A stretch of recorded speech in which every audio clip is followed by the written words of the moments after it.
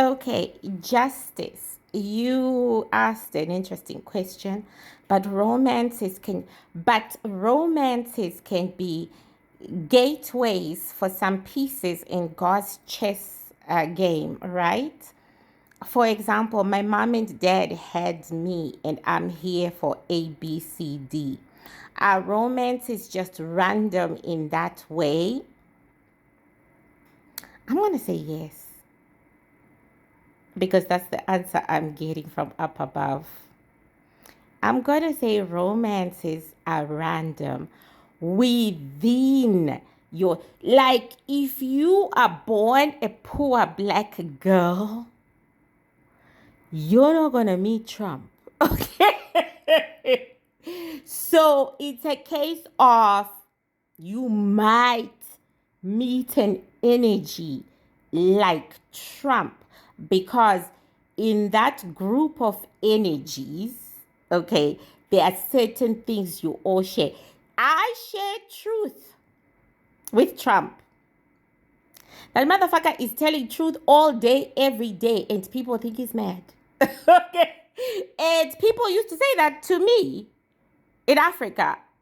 They were uncomfortable with my truthfulness.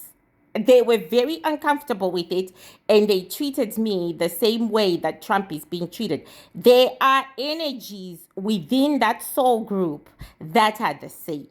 So the chances of me ending up with a rich, powerful man are pretty high in comparison to someone else who is in a soul group where everybody is on welfare. So within reason, yes, within reason. Alrighty, within reason, yeah, it's pretty much your choice. Pretty much your choice. Um, our romances, yes, they are random. And God just adjusts after our own will is done. Yes, he does. He truly adjusts. He truly says, oh my God, what a surprise. I never saw these two together. What a surprise. Well, that's interesting. Yes. Okay. So, Chaka, the great warrior, the great Southern African warrior that we know of by name, because I know there were lots of them. Chaka, the king of the Zulu. His birth was predicted a century before he was born. All the Sangomas, they say they hailed a Zulu child who was going to be a very powerful king, but he was going to kill a lot of people. For hundreds of years, the Zulu were waiting for Chaka, right?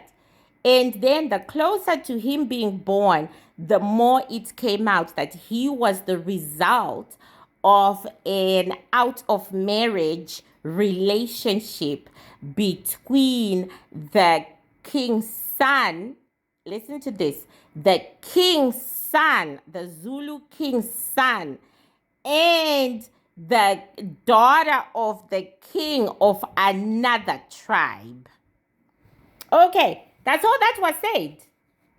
Okay, the son of the king of the Zulu is going to impregnate the daughter of the king of the whatever they were. Okay, is going to impregnate her, and this boy will be born to the Zulu but raised by their mother's tribe, right? Now,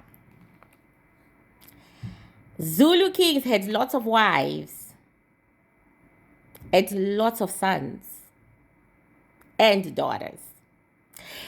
That king had lots of wives and lots of daughters. There was no pinpointing, okay, which son and which daughter. There was no pinpointing. Do you get what I'm saying? God just said, yeah, in that group there, this is what is going to happen in that group. So basically, it could be any two who decided to date, have sex, get pregnant, denied the pregnancy. Do you get it? Yeah, God doesn't play like, He doesn't. So there's a child that's going to be born between these two peoples. Okay. But there are hundreds of those two peoples. It could have been anyone. It could have been anyone. So the Sangomas had to wait to see which son is attracted or flirting with the daughter from the rival tribe. You must look at God as the all-powerful, omnipresent individual that He is, but also He knows us. We've been at life for thousands and thousands of eternities, and He knows our choices before we even make them. He wants us to surprise Him by making a different choice, but He basically knows what we're going to do and how we're going to do it. And so He organizes according to what He already knows about us. I just heard that. He knows us. He knows what we're going to do. So He can write His story jolly well knowing that this is what you're going to do. I was told in order for me to get my husband, I'm going to have to go against my values. And I hold on to my values. But that's what I was told. That's all I was told. In other words, God was telling me, look outside the box.